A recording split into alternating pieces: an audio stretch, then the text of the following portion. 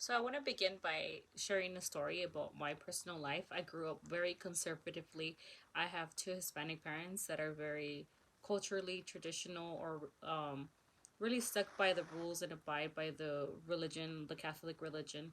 So being one of the youngest or the youngest female in my family, it's far taken a big part of my life. So as you guys might know, or some of you guys already know, that I served in the US military. I was in the United States Navy.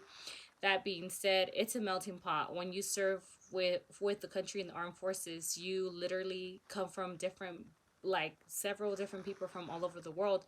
And I want to begin by stating that the first question, how do we dissociate ourselves from our own associations? Well, at a young age, I decided to enlist in the United States Navy.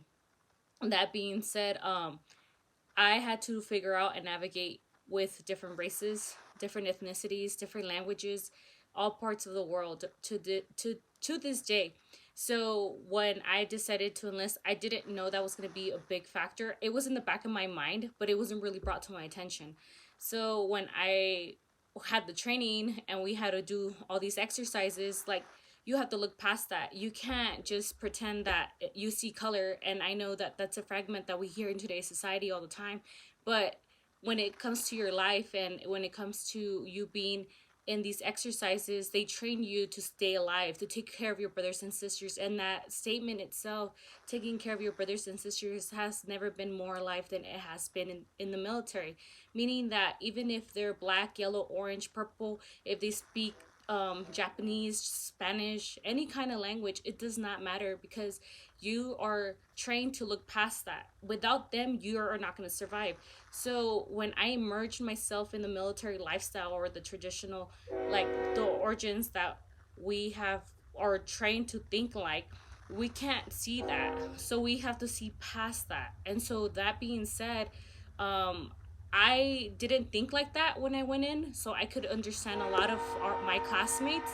But when that has to be in focus in your brain, and you see that, that's how I made myself forcingly trying to do that. It wasn't because I wanted to, it wasn't because I thought it was going to be an issue, but it was kind of pushed forward onto me, which I'm super grateful because of that. And things of many more experiences that I've had, like I've been stationed overseas. I have traveled all throughout Asia, different countries all over the world. So I can't see color, like, or it's not that I can't see color, is not, I have to see past the judgment because of how I was trained.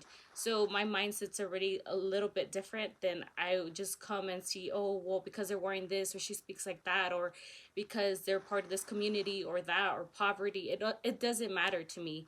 And because I just see people for people. That's how we're trained to see. It's not because without them I wouldn't be alive. And it's a brothership and a bond that I had built from the military that I brought into regular society now, that I see myself doing that. So then, what biases do I want to overcome in the stereotypes I hold against other communities? I can't sit here and tell you that I'm not judgmental or I don't judge, because that's natural, that's human nature.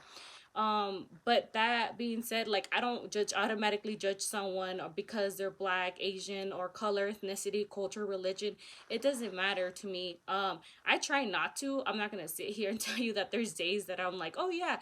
But being living in a country where I did not know the language and I was being discriminated against, I feel like I was the one, all eyes on me. Even when I went into a Middle Eastern country, when I was wearing a short sleeve short and short, everybody discriminated you because of the color that they saw. Oh, there's a woman that's being shown revealing skin.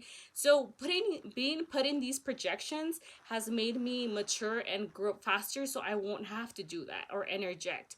So I do try my best not to do it, and because of how I felt during those events has really put a toll on me. And finally, my expand by Verna Myers, we bases the stories upon people we might know for what they are, and we just make these crazy things in our minds that might not be true about these people. I think it's ridiculous and it's funny at the same time, because I used to do that and I became that person. Oh, like, oh, especially in Japan, because they have a formal way of dressing, or very animated, or very, very trending style. I was that person. So I know how it feels, you know? So now that I know exactly and I can understand where they're coming from, I tend not to do that. And I could really relate and resonate to Verna Myers saying this quote or this saying, because it's true. We tend to do that all the time. And the best thing you could do as a human being is walk up to people that you have no idea about and ask them questions. And if you're not comfortable with that, then research, obviously Google, there's a bunch of platforms of social media you could look up all these things. So yeah, I agree with everything. I resonate to a lot of my own personal experiences, and thank you for listening.